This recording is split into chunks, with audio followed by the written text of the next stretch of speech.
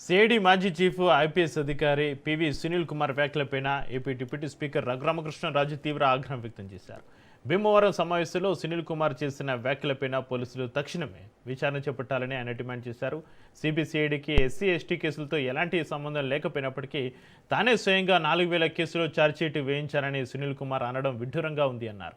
దీన్ని బట్టి తన కస్టడియల్ టార్చర్ కేసులో ఆయన పాత్ర స్పష్టంగా అర్థమవుతుందని రఘురామ విమర్శించారు. అదే సమయంలో ఢిల్లీ నుంచి వచ్చిన జాన్ మార్క్ అనే వ్యక్తి హింసను ప్రేరేపించేలా మాట్లాడారని మండిపడ్డారు. శ్రావణ్ కుమార్ జై భీమరావు భారత్ పార్టీ వ్యవస్థాపక అధ్యక్షులు వారు ఒక పిలిపిచ్చారు.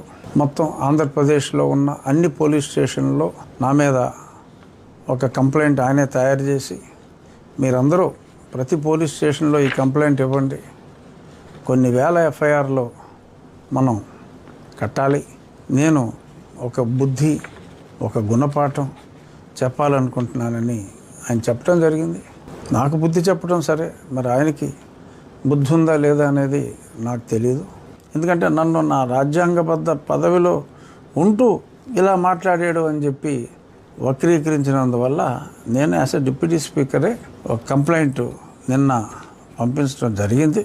సిఐడి చీఫ్గా అతను పనిచేసినప్పుడట 4000 ఎస్సీ ఎస్టీ కేసుల్లో నేను ఛార్జ్షీట్ని వేయించాను అని మాట్లాడటం జరిగింది.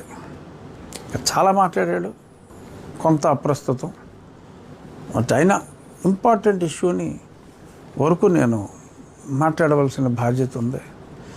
సిబిసిఐడికి ఎస్సీ అట్రాసిటీ కేసెస్కి ఎటువంటి సంబంధం లేదు.